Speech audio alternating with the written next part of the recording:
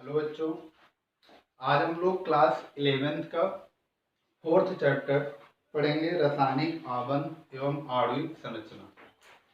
रासायनिक आबंध एवं आणविक संरचना, chemical bonding and molecular structure.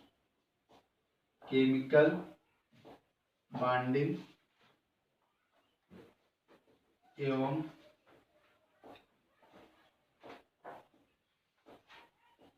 Molecular structure.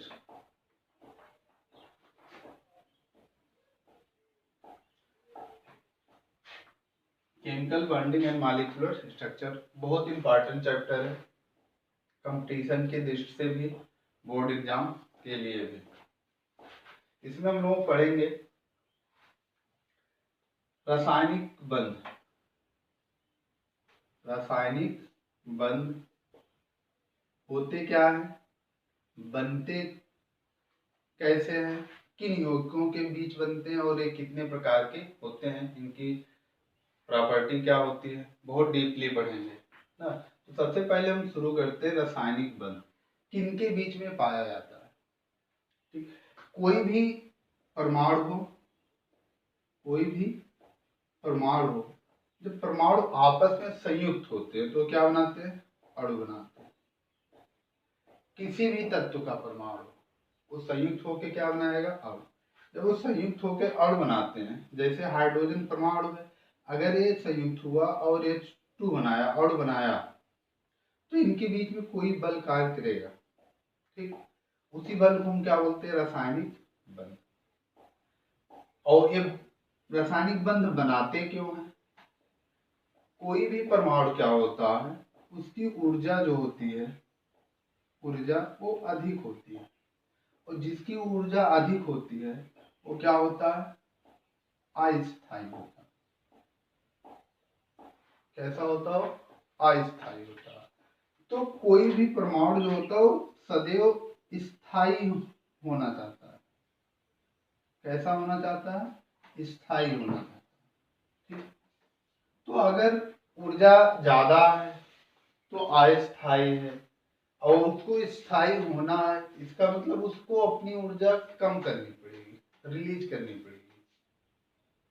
तो ऊर्जा रिलीज करते क्या है, जब ये आपस में संयुक्त होते हैं तो इनके बीच में से क्या होती है, ऊर्जा रिलीज होती है, मतलब ऊर्जा निकलती है।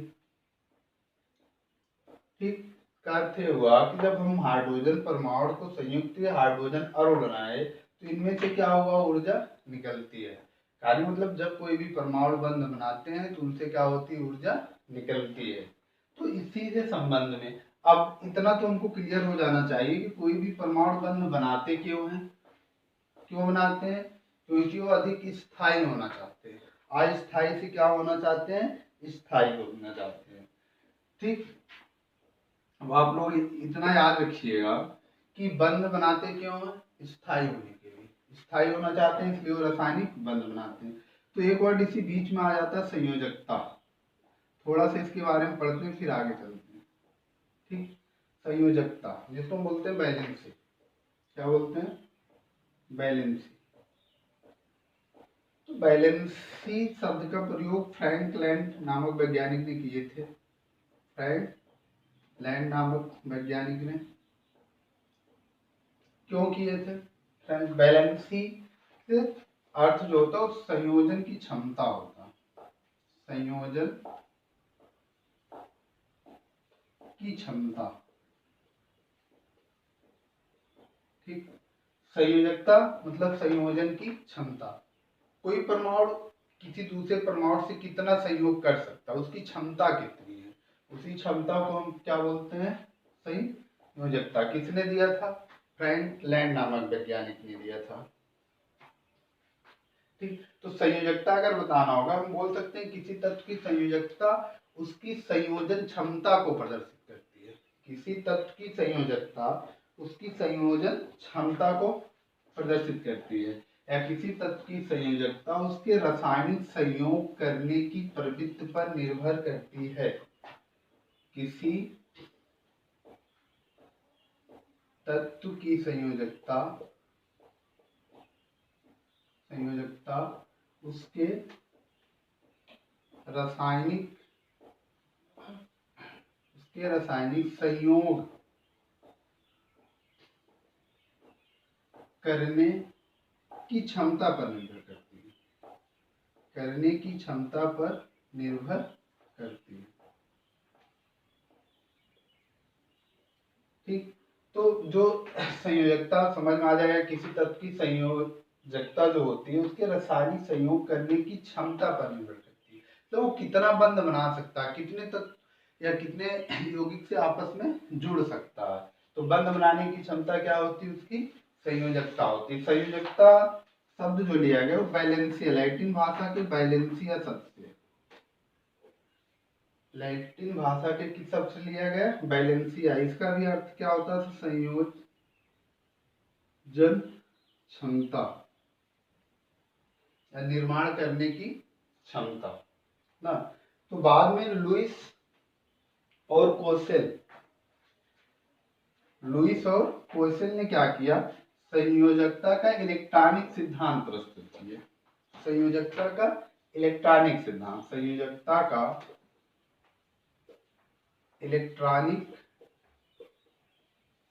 सिद्धांत। ठीक, संयोजकता का इलेक्ट्रॉनिक सिद्धांत किसने प्रस्तुत किया, लुईस और कोसल ने। ये क्या बताते हैं, ये इलेक्ट्रॉन से बताते हैं कि किसी तत्व की संयोजकता इलेक्ट्रॉन के संदर्भ में कैसे प्रदर्शित की जा सकती है ना। तो जो संयोजकता का इलेक्ट्रॉनिक सिद्धांत है, तो उसमें लुईस और कोसल ने बताया कि किसी तत्व के बाह्यतम कोश में उपस्थित किसी तत्व की जो संयोजकता होती है, किसी तत्व की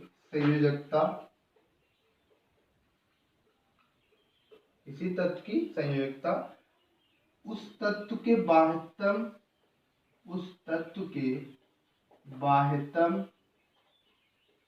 कोश में उपस्थित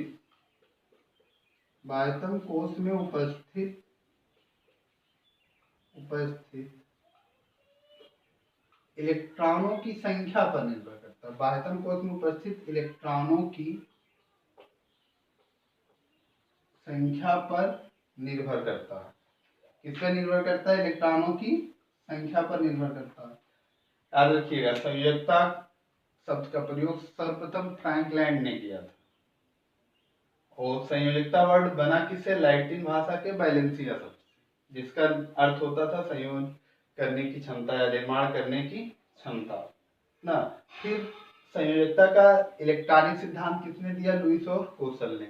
लुईस और कोसल के इलेक्ट्रॉनिक सिद्धांत में बताया गया कि किसी तत्व की जो संयोजकता होती है उस तत्व के बाह्यतम कोश में उपस्थित इलेक्ट्रॉनों की संख्या पर निर्भर करती है। बाह्यतम कोश में उपस्थित इलेक्ट्रॉनों की संख्या पर निर्भर करती है।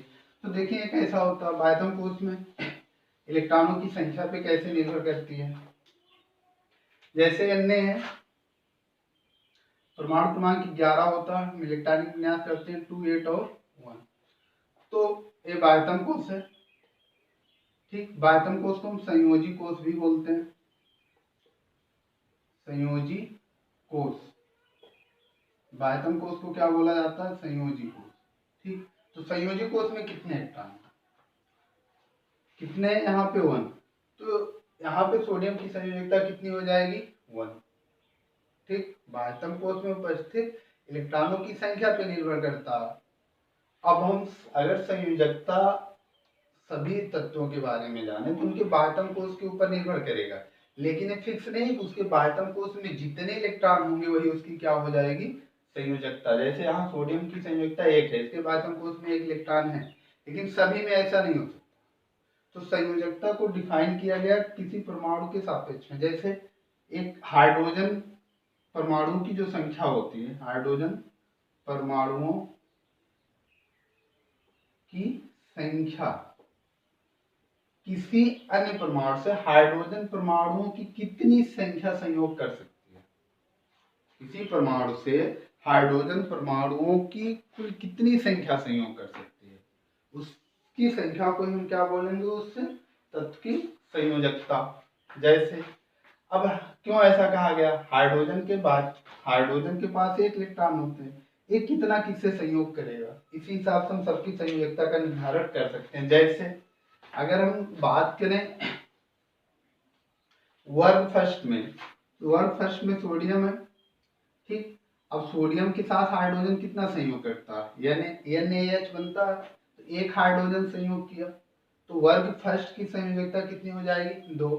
कैल्शियम के साथ CaH2 बनाएगा, कैल्शियम हाइड्राइड, तो इसकी संयोजकता कितनी हो जाएगी? 2। इसकी कितनी थी? 1।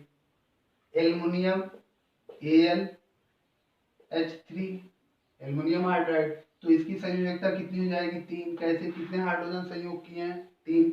ऐसे ही कार्बन के साथ कितने हाइड्रोजन संयोग कर सकते हैं? 4, तो इसकी संयोजकता कितनी हो जाएगी? 4, ठीक। अब नाइट्रोजन है, नाइट्रोजन के साथ हाइड्रोजन कितने जुड़े? NH3 बनाता है, तो नाइट्रोजन की संयोजकता कितनी हो जाएगी? 3 हो जाएगी। ऑक्सीजन के साथ H2O, 2 हाइड्रोजन जुड़े, तो ऑक्सीजन की यहाँ संयोजकता कितनी हो जाएगी? 2 हो जाएगी। HCl, क्लोरीन के साथ कितने जुड़े? 1 हाइड्रोजन, तो क्लोरीन की संयोजकता कितनी हो जाएगी? 1 हो जाएगी। बात समझ में आई? हाइड्रोजन परमाणु की संख्या किसी अन्य तत्व से अगर जुड़ती है तो कितनी जुड़ती है, उन्हीं की संख्या को ही हम क्या बोलते हैं? संयोजकता बोल सकते हैं। समझ में आई बात ना? मतलब कोई परमाणु किसी दूसरे परमाणु से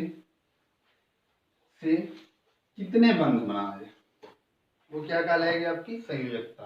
अब संयोजकता तो क्लियर हो गई होगी। पहले वर्ग की संयोजकता कितनी होती है? 1।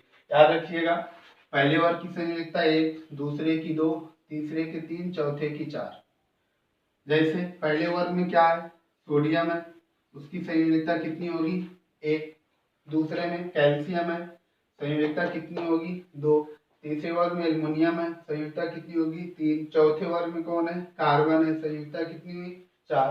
ऐसे ही नाइट्रोजन है, उसकी संयोजकता कितनी हो जाएगी? 5। ऑक्सीजन है, नाइट्रोजन की संयोजकता कितनी हो जाएगी? कितने NH3 थे, इससे कितने जुड़े थे हाइड्रोजन? 3 जुड़े, इसकी संख्या कितनी है हाइड्रोजन की? 3, तो इसकी संयोजकता कितनी हो जाएगी? 3। ऑक्सीजन के साथ हाइड्रोजन कितने जुड़ते हैं? H2O बनाते हैं, 2 जुड़ते हैं, तो इसकी संयोजकता कितनी हो जाएगी? 2 हो जाएगी। बात क्लियर हो रही ना?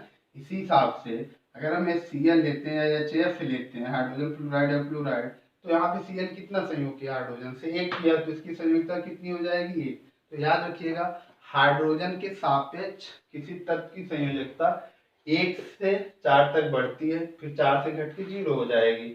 आखिरी गैसों की कितनी होगी? लास्ट में 0 हो जाएगी। तो 1 2 3 4, 4 से बढ़ा, फिर घटने लगा, 3 2 1 और 0। बात क्लियर हो गई ना? संयोजकता क्या है? हाइड्रोजन परमाणु की संख्या जो किसी दूसरे तत्व से संयोग कर सकता है, वही संख्या है, उसकी क्या कहलाएगी? संयोजकता कहलाएगी। बात क्लियर हुई? अब हमको पढ़ना है रासायनिक बंध। क्या पढ़ना? शुरुआत ही यही हुआ था, हमने बताया रासायनिक बंध, ठीक। रासायनिक बंध कौन सा बंध? रासायनिक बंध, ठीक। तो रासायनिक बंध क्या होता? किसी दो परमाणुओं को जोड़े रखने के लिए, दो परमाणुओं को बांधे रखने के लिए जो बल कार्य करता है, उसी बल को ही हम क्या बोलते हैं? रासायनिक बंध बोलते हैं। किसी दो परमाणु के मध्य, हमने शुरुआत में ही बताया कि परमाणु अस्थायी होते हैं, स्थायी होने के लिए दूसरे परमाणु से संयोग करते हैं, तो संयोग करते हैं तो उनसे ऊर्जा क्या होती है? रिलीज होती है। ऊर्जा रिलीज होती है, जिसकी ऊर्जा रिलीज जितनी कम ऊर्जा होगी उतना ही ज्यादा स्थायी होगा, और जितनी ऊर्जा अधिक होगी उतना ही ज्यादा वो क्या होगा? अस्थायी होगा। तो ये लोग क्या करते हैं? आपस में बंध बनाते हैं, बंध बना के ऊर्जा रिलीज करते हैं और क्या हो जाते हैं? स्थायी हो जाते हैं। स्थायी होने के लिए ये लोग क्या करते हैं? एक रूल है अष्टक नियम, संयोजकता से रिलेटेड था, अष्टक नियम। तो अष्टक नियम में क्या होता है कि जितने भी तत्व होते हैं अपने निकटतम अक्रिय गैसों की स्थायी संरचना प्राप्त करना चाहते हैं। अक्रिय गैस कैसे होते हैं? स्थायी होते हैं, क्योंकि उनके बाह्य कोश पूर्ण रूप से क्या होते हैं? भरे हुए होते हैं, कंप्लीट होते हैं। तो जितने भी एलिमेंट्स होते हैं सब चाहते हैं कि अपने निकटतम अक्रिय गैस की संरचना प्राप्त कर ली जाए। मतलब वो भी क्या होना चाहते हैं, अक्रिय गैसों की तरह ही स्थायी होना चाहते हैं। ऐसा करने के लिए उनको या तो इलेक्ट्रॉन लेना पड़ता, या तो देना पड़ता, या तो साझेदारी करना पड़ता। ठीक, तो इलेक्ट्रॉन के आदान प्रदान से या साझेदारी से ही क्या बन जाते हैं, फिर बंध बनते हैं। तो रासायनिक बंध के प्रकार किस पे निर्भर करेगा, उनके इलेक्ट्रॉनों पर, बाह्यतम कोश में उपस्थित इलेक्ट्रॉनों पर। कितने इलेक्ट्रॉन दे रहे हैं, कितने ले रहे हैं, कितने की साझेदारी कर रहे हैं। क्लियर हुई बात ना। तो अष्टक नियम क्या है कि कोई भी एलिमेंट अपने निकटतम अक्रिय गैस की स्थायी संरचना प्राप्त करना चाहता है, मतलब अपने बाह्यतम कोश में 8-18 इलेक्ट्रॉन रखना चाहता है, मतलब उसका बाह्यतम कोश क्या होना चाहिए, पूर्ण भरा होना चाहिए। अगर पूर्ण भरा हो तो क्या हो जाएगा, स्थायी होगा। ऐसे इसीलिए सभी तत्व क्या करते हैं, इलेक्ट्रॉन का आदान प्रदान करते हैं। तो इलेक्ट्रॉन के संयोग से, आदान प्रदान से या साझेदारी से जो बंध बनते हैं वो कितने प्रकार के होते हैं, 3 प्रकार के होते हैं। पहला सहसंयोजक बंध, सहसंयोजक बंध। दूसरा आयनिक बंध, या इसी को हम बोलते हैं वैद्युत संयोजी बंध, वैद्युत संयोजी बंध। थर्ड होता है उपसहसंयोजक बंध, उपसहसंयोजक बंध। कोऑर्डिनेशन बंध, कोऑर्डिनेशन बंध। ठीक, इसको कोवैलेंट बंध, कोवैलेंट बंध। इसको आयनिक बंध। ठीक, तो रासायनिक बंध क्या होता है, क्लियर हुआ। किसी परमाणु को बांधे रखने वाला बल ही क्या कहलाता है, किसी परमाणु, जो परमाणु आपस में संयुक्त होकर अणु बनाते हैं, कोई यौगिक बनाते हैं, तो उनको आपस में बांधे रखने के लिए जो बल कार्य करता है उसी बल को हम क्या बोलते हैं, उसी बल को हम बोलते हैं रासायनिक आबंध बोलते हैं, उसी को हम क्या बोलते हैं, रासायनिक बंध। ठीक, तो रासायनिक बंध कितने प्रकार के होते हैं, 3 प्रकार के, सहसंयोजक बंध, आयनिक बंध और उपसहसंयोजक बंध। ठीक, हम एक एक करके बहुत गहराई से पढ़ते हैं। फर्स्ट पढ़ते हैं आयनिक बंध। आयनिक बंध, पहला क्या पढ़ते हैं हम लोग, आयनिक बंध। ठीक, आयनिक बंध। आयनिक बंध बनते कब है, किन के बीच में बनते हैं। ठीक, और क्या कंडीशन होना चाहिए कि जिससे आयनिक बंध बन सके। तो हमको पहला पता होना चाहिए आयनिक बंध कब बनते हैं, जब इलेक्ट्रॉनों का आदान प्रदान होता है, ट्रांसफर हो इलेक्ट्रॉन। जैसे सोडियम है, ठीक, और Cl बनाए NaCl, क्या बनाए NaCl। तो हम लोग ये जानते हैं कि सोडियम का जो इलेक्ट्रॉनिक विन्यास होता है 2 8 और 1 होता है, जबकि क्लोरीन का होता है 2 8 और 7। तो अष्टक नियम में क्या पढ़े कि सभी तत्व क्या करना चाहते हैं, अक्रिय गैस की संरचना प्राप्त करना चाहते हैं। इसकी संरचना प्राप्त करना चाहते हैं, अक्रिय।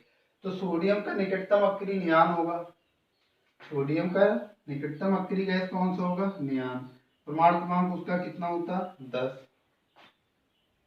ठीक, जबकि क्लोरीन का निकटतम अक्रिय गैस क्या होगा, आर्गन। ठीक, उसका परमाणु क्रमांक कितना होता, 18। तो परमाणु क्रमांक कितना होता, 18। अब सोडियम 10 इलेक्ट्रॉन अपने पास रखना चाहे और ये कितना रखना चाहेगा, क्लोरीन 18, क्योंकि निकटतम अक्रिय गैस की संरचना प्राप्त करनी है। तो निकटतम अक्रिय गैस की संरचना प्राप्त करने के लिए इसके पास एक इलेक्ट्रॉन ज्यादा है, इसके पास एक इलेक्ट्रॉन कम है। तो क्या करेगा, सोडियम अपना एक इलेक्ट्रॉन इनको दे, इलेक्ट्रॉन क्या करेगा, इसको देगा। तो इसका 18 हो जाएगा, 2 8 और 7, एक इधर है 8 हुआ, 18 बन जाएगा। और इसके पास कितने हो जाएंगे तब, 10। मतलब जब ये NaCl बना तो क्या हुआ, इसके सोडियम का इलेक्ट्रॉन्स कितने हो गए, 10, जबकि क्लोरीन का इलेक्ट्रॉन कितने हो गए 18। ये दोनों क्या किए, अपनी निकटतम अक्रिय गैस की संरचना प्राप्त कर लिए। तो अब क्या हो गए, स्थायी हो गए। सोडियम क्लोराइड क्या हो गया अब सही। पहले क्या थे, Na और Cl अलग अलग जब क्या थे तो अस्थायी थे। तो बात क्लियर हुई। इलेक्ट्रॉन का क्या करते हैं लोग, ट्रांसफर। जब आयनिक बंध का बनता है, जब परमाणुओं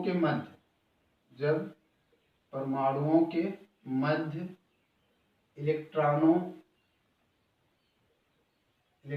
का स्थानांतरण होता, स्थानों का क्या होता है, स्थानांतरण होता, तब जो बंध बनता है। ठीक,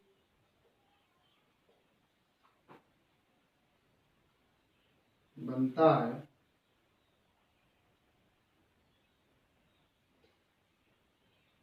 तो हम क्या बोलते हैं, आयनिक बंध। आयनिक बंध तब इलेक्ट्रॉनों के स्थानांतरण से बनने वाला बंध ही क्या कहलाता है, आयनिक बंध। लेकिन एक चीज ये भी क्लियर कर दें कि आयनिक बंध वास्तव में बंध नहीं होता। जैसे हमने बता दिया NaCl है, इनके हम कभी भी NaCl को ऐसे नहीं लिखते, बीच में बंध नहीं लगाते, क्योंकि वास्तव में कोई बंध बनाता नहीं है। आयनिक बंध कोई बंध होता नहीं है, बस इनके बीच में प्लस और माइनस का आकर्षण बल होता है। क्लियर हुई बात। आयनिक बंध वास्तव में कोई बंध नहीं होता, बल्कि इनके बीच में प्लस और माइनस का केवल एक आकर्षण बल होता, फोर्स ऑफ अट्रैक्शन होता, जिस बल द्वारा वो आपस में जुड़े होते हैं। बोलते हैं आयनिक बंध, लेकिन वास्तव में आयनिक बंध नहीं होते, केवल क्या होता, फोर्स ऑफ अट्रैक्शन प्लस और माइनस का होता। क्लियर हो गई बात ना। तो पता हो जाएगा आयनिक बंध कहते किसे हैं। ठीक, अब किनके बीच में बनते हैं, किनके बीच में बनते हैं आयनिक बंध बनने के लिए। ठीक, ये बनते किनके किनके बीच में है। ठीक, मेटल और नॉन मेटल के बीच में, मेटल और नॉन मेटल के बीच में, मतलब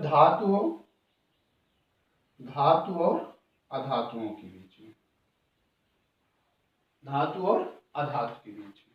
ठीक, क्यों, क्योंकि धातु क्या होते हैं, धातु को इलेक्ट्रॉन जो होता है त्याग करने की प्रवृत्ति होती है इसमें, धातुओं में। जबकि धातुओं में क्या होते हैं, इलेक्ट्रॉन ग्रहण करने की प्रवृत्ति होती है। ठीक, धातु इलेक्ट्रॉन त्याग करते हैं, जबकि अधातु इलेक्ट्रॉन ग्रहण करते हैं। तो कोई त्याग करेगा, कोई ग्रहण करेगा, मतलब क्या होगा, इलेक्ट्रॉनों का स्थानांतरण होगा। तो इलेक्ट्रॉनों के स्थानांतरण से जो बंध बनता है उसी को हम क्या बोलेंगे, आयनिक बंध। तो आयनिक बंध बनता किनके बीच है, धातुओं और अधातुओं के बीच में। किनके बीच में, धातुओं और अधातुओं के बीच में। जैसे अगर हम देख लेते हैं किस किस ग्रुप के तत्व आयनिक बंध बना सकते हैं। ठीक, पहले वर्ग का तत्व सोडियम, ठीक, आयनिक बंध बनाएगा। ठीक, NaCl इसके साथ बनेगा।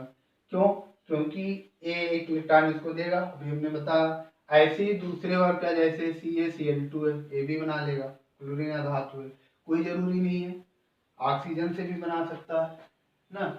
अब देखते हैं पहले वर्ग में जो तत्व होते हैं, पहले वर्ग में संयोजकता कितनी थी उनकी, एक थी, दूसरे में 2 थी, तीसरे की 3 थी, चौथे की 4 थी। ठीक, पांचवें के 3 था, छठे 3 2 1 और 0। इनमें से कौन कौन से आयनिक बंध बनाएंगे, ये मान लेते हैं वर्ग की संख्या लिखी। ठीक, बीच के जो डी ब्लॉक के तत्व होते हैं उनकी संख्या नहीं लिखी गई है, क्योंकि डी ब्लॉक की जो संयोजकता होती है वो परिवर्तित संयोजकता होती है, फिक्स नहीं होता, फिक्स नहीं होता, इसलिए उनको छोड़ा गया अभी। तो पहले वर्ग के जो तत्व हैं ना, वो आयनिक बंध बनाएंगे, क्योंकि वो अपना इलेक्ट्रॉन ट्रांसफर करते हैं। दूसरे वर्ग के भी तत्व आयनिक बंध बनाएंगे, तीसरे के भी बनाएंगे। लेकिन चौथे वर्ग में जिनके पास 4 इलेक्ट्रॉन है, तो वो क्या करते हैं, अष्टक पूरा करना चाहते हैं, या तो 4 इलेक्ट्रॉन किसी को दे दें या 4 किसी से ले लें। तो ना ये देना उचित समझते हैं ना लेना, तो करते क्या है, साझेदारी कर लेते हैं। तो वर्ग चौथे वर्ग के जो तत्व है कार्बन फैमिली के तत्व आयनिक बंध नहीं बनाते, कार्बन फैमिली के तत्व आयनिक बंध नहीं बनाते। ठीक, उसके बाद यहाँ पे जैसे नाइट्रोजन, नाइट्रोजन आयनिक बंध बनाएगा, किसी मेटल के साथ रहेगा आयनिक बंध बनाएगा क्योंकि इलेक्ट्रॉन ग्रहण करेगा। उसके बाद ऑक्सीजन वाली फैमिली की वो भी आयनिक बंध बनाएगा, हाइड्रोजन फैमिली भी आयनिक बंध बनाएगा। ये तो इसका जीरो होता है, उससे कोई मतलब नहीं। समझ में आई बात? केवल कार्बन परिवार का तत्व क्या होता है, आयनिक बंध नहीं बनाता। ठीक, क्लियर हुआ? आयनिक बंध किनके बीच में बनेगा? धातुओं और अधातुओं के बीच में। किसके बीच में? धातुओं और अधातुओं के बीच में। ठीक, जैसे और अगर हम आपसे पूछें कि ये NaCl है, NaF है, ठीक, और NaI है, सबके सब कैसे बंध है? आयनिक बंध। हम बोलेंगे क्या कौन से बंध है? आयनिक बंध है। वो बात दूसरी है कि यहाँ NaI सा संयोजक बंध बनाएगा क्योंकि इसमें सहसंयोजक कैरेक्टर बहुत ज़्यादा होते हैं, बाद में पढ़ेंगे जब हम फैजांस रूल पढ़ेंगे। फिर भी अब हमको अगर कोई पूछेगा कौन सा ज़्यादा आयनिक है, तीनों एलिमेंट, तीनों यौगिक में कौन सा सबसे ज़्यादा आयनिक है? सोडियम तो सबके साथ। ठीक, अब देख लेते हैं कौन जो हमारा आधातु है, किस आधातु की विद्युत ऋणात्मकता सबसे ज़्यादा? क्योंकि आयनिक बंध किनके बीच में बनता है?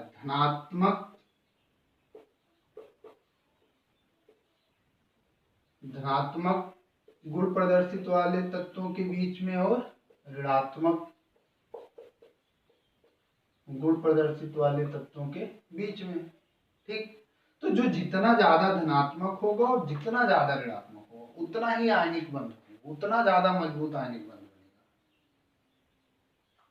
वही चीज इसमें देखो, इसमें NaCl है, NaF है, NaI है। ठीक, और हम जानते हैं विद्युत ऋणात्मक कौन होते? ज्यादा विद्युत ऋणात्मकता ऊपर से नीचे जाने पे वर्ग में क्या होती? घटती है। या ये बोल रहे जिसका आकार अधातुओं में जिसका आकार छोटा होता है उनकी विद्युत ऋणात्मकता ज्यादा होती है, जिनका आकार छोटा विद्युत ऋणात्मकता ज्यादा होती है। तो सोडियम तो सबके साथ है, सब धनात्मक है, तो इसमें फ्लोरीन क्या है? सबसे छोटा होता है, तो ये सबसे ज्यादा आयनिक होगा। सबसे ज्यादा क्या होगा? ऋणात्मक तत्वों का आकार जितना छोटा होगा, ठीक, वो उतने ही आयनिक बंध बनाएंगे। तो फ्लोरीन सबसे छोटा होता है, सबसे ज्यादा आयनिक होगा। फिर क्या होगा? सोडियम क्लोराइड होगा। आई का आकार बड़ा होता, वर्ग में नीचे रखा गया, इसलिए वो क्या होगा? कम आयनिक होगा। इनकी अपेक्षा क्या होगा? कम आयनिक होगा। ऐसे ही अगर आपको और दे दिया जाए पहचानने के लिए, चलिए जैसे दे दिया NaCl, CaCl2, ठीक, AlCl3, AlCl3। अब इसमें कौन ज्यादा आयनिक होगा? इसमें कौन ज्यादा आयनिक होगा? सबके साथ, Cl सबके साथ। तो जो हमारा सोडियम है फर्स्ट वर्ग का तत्व है ना, तो सबसे ज्यादा धनात्मक है। कैसा है? कौन सा गुण प्रदर्शित करता है? इन सोडियम, कैल्शियम और एल्युमिनियम में धनात्मक प्रवृत्ति सबसे ज्यादा किसकी है? सोडियम की है। और क्लोरीन तो सबके साथ है, तो सबसे ज्यादा आयनिक यौगिक कौन बनाएगा? ये NaCl। उसके बाद कैल्शियम क्लोराइड, फिर LCl3। तो सबसे ज्यादा आयनिक ये होगा, फिर ये होगा, फिर ये होगा। क्लियर हो रही बात? ठीक, ऐसे ही और अगर आपको दे दिया जाए पहचानने के लिए, चलिए मान लेते हैं दिया है NaCl, ठीक, KCl, CsCl, ठीक, इसमें पूछे कौन सबसे ज्यादा आयनिक है? ना, सब जितने मेटल्स हैं पहले वर्ग के हैं, ठीक, सीरियम है, सब पहले वर्ग के हैं, सबके साथ Cl आधार लगा हुआ है। अब इसमें कौन ज्यादा आयनिक होगा? तो हम जानते हैं जो मेटल्स होते हैं तो वर्ग में ऊपर से नीचे जाने पर उनकी धनात्मक प्रवृत्ति बढ़ती है। वर्ग में ऊपर से नीचे जाने पर उनकी धनात्मक प्रवृत्ति क्या होती है? बढ़ती है। तो वर्ग में ऊपर से नीचे जाने पर धनात्मक प्रवृत्ति बढ़ती है, इसका मतलब Cs, सोडियम, पोटेशियम और सीजियम में सीजियम क्या होगा? सबसे ज्यादा धनात्मक है। तो सबसे ज्यादा आयनिक बंध किस में बनेगा? CsCl में। सबसे ज्यादा CsCl में, उसके बाद KCl में, उसके बाद NaCl में। याद रखिएगा, अगर अधातु है तो अधातुओं का आकार कैसा होना चाहिए? छोटा होना चाहिए, अर्थात वो अधिक ऋणात्मक होगा, ज्यादा आयनिक बनाएगा। जबकि धातु होगा तो धातुओं का आकार बड़ा होना चाहिए। बड़ा होने में आयनन विभव का आयोनाइजेशन पोटेंशियल मतलब आयोनाइजेशन एनर्जी जो होती है वो जितने आकार बड़े होते हैं उतनी कम होती है। इलेक्ट्रॉन निकालना आसान होता है। तो जिसका आकार धातुओं में आकार बड़ा मतलब वर्ग में ऊपर से नीचे जाने पर उनकी धात्मक प्रवृत्ति क्या होती है? बढ़ती है, जबकि अधातुओं में घटती है। तो इस तरह से आप पहचान लेंगे कि किसमें ज्यादा आयनिक बंध पाया जाएगा।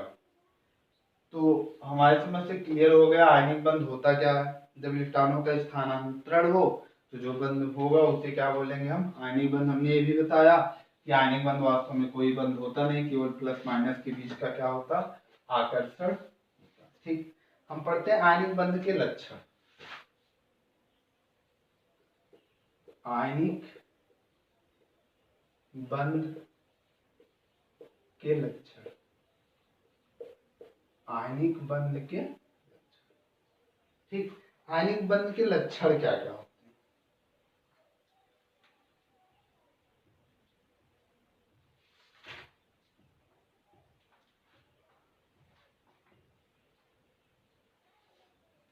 ठीक, तो आयनिक बंध जो होता हमने शुरुआत में ही बताया, NaCl जो है कोई बंध बनाता नहीं है, केवल फोर्स ऑफ अट्रैक्शन होता।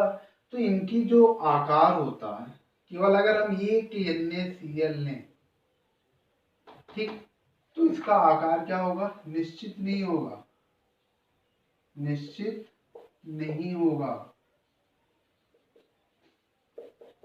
क्यों? क्योंकि इनके बीच में कोई बंध तो बना ही नहीं कि वो ऐसे ही बनेगा। वो कहीं से भी बन सकता है। इधर भी Cl हम यहाँ भी लिख सकते हैं, यहाँ ना लिख के यहाँ भी लिख सकते हैं। कोई आकार फिक्स नहीं होगा। कब? जब केवल एक ही NaCl, एक ही मोल लिए रहेंगे। लेकिन जब कई मोल आपस में संयुक्त होंगे, कई मोल आपस में संयुक्त होंगे, तब इनका आकार क्या होगा? निश्चित हो जाएगा। जैसे घर में नमक है, उसका आकार निश्चित है। क्यों? क्योंकि इसमें कई मोल NaCl जुड़े हुए हैं। लेकिन जब केवल एक ही मोल NaCl होगा तो उस नॉन डायरेक्शनल होगा, उसकी कोई आकार फिक्स नहीं होगी, क्योंकि उनके बीच में कोई बंध बनता नहीं है। हमने बताया क्या बनता है? केवल फोर्स ऑफ अट्रैक्शन होता है। ठीक, अब ये बात क्लियर हुई। पहला लक्षण क्या है कि अगर एक मोल ही रहेगा आयनिक बंध में तो नाम उनका कोई आकृति निश्चित नहीं होगी। जब कई मोल आपस में संयुक्त होंगे तो आकृति कैसी हो जाएगी? निश्चित हो जाएगी। अगली बात कि गलनांक और क्वथनांक, गलनांक और क्वथनांक उच्च होते हैं। गलनांक और क्वथनांक क्या होते हैं? उच्च होते हैं। ठीक, कैसे? अब जितना ज्यादा फोर्स ऑफ अट्रैक्शन बल कार्य करेगा, प्लस माइनस के बीच में जितना ज्यादा बल कार्य करेगा, उसको तोड़ने के लिए हमको उतना ही ज्यादा ऊर्जा देनी पड़ेगी, उतना ही ज्यादा हीट करना पड़ेगा। इसलिए क्या होते हैं इनके गलनांक और क्वथनांक क्या होते हैं? उच्च। क्वेश्चन पूछा जाता है कि आयनिक यौगिकों के गलनांक और क्वथनांक क्यों उच्च होते हैं, तो उसका आंसर यही होगा कि आयनिक यौगिकों के मध्य प्रबल विद्युत आकर्षण बल पाया जाता है। उसी प्रबल विद्युत आकर्षण बल के कारण ही इनका क्या होता है? गलनांक और क्वथनांक क्या होते हैं? उच्च होते हैं। ठीक, अगला लक्षण, आयनिक यौगिक जो होते हैं कैसे होते हैं? आयनिक यौगिक ध्रुवीय होते हैं। कैसे होते हैं? ध्रुवीय होते हैं। ठीक, तो आयनिक यौगिक अगर ध्रुवीय है, ध्रुवीय जिसमें प्लस माइनस चार्ज आता हो, तो ध्रुवीय विलायक में ही विलय ज्यादा विलय होंगे। किसमें ज्यादा विलय होंगे? ध्रुवीय विलायक में। ठीक, और अध्रुवीय विलायक में कम विलय होते हैं। ध्रुवीय विलायक में ज्यादा विलय होते हैं और अध्रुवीय विलायक में कम विलय होते हैं। क्लियर हुई बात? एक लक्षण और पढ़ते हैं। जो आयनिक यौगिक होते हैं जैसे NaCl ही है, जब ये ठोस अवस्था में होता, किस अवस्था में हो? ठोस अवस्था में। ठीक, तो विद्युत के कुचालक होते हैं। विद्युत के क्या होते हैं, कुचालक होते हैं। क्यों? क्योंकि तब इनके बीच इलेक्ट्रॉन्स जो होते हैं मुक्त अवस्था में नहीं होते, के बीच में इलेक्ट्रॉन्स मुक्त अवस्था में नहीं होते। लेकिन जब NaCl गलित अवस्था में होगा, किस अवस्था में होगा, गलित अवस्था में होगा, तब ये क्या होंगे, विद्युत के कुचालक होंगे। याद रखिएगा, ठोस अवस्था में विद्युत के कुचालक, गलित अवस्था में क्या होते हैं, विद्युत के कुचालक। ठीक, अब इसके आगे कल हम लोग पढ़ेंगे कि जालक ऊर्जा क्या होती है, जालक ऊर्जा, उसके बारे में। फिर जालक ऊर्जा के बाद एक आता है burn Haber cycle, burn Haber cycle, ये चीज कल हम लोग पढ़ेंगे। ठीक।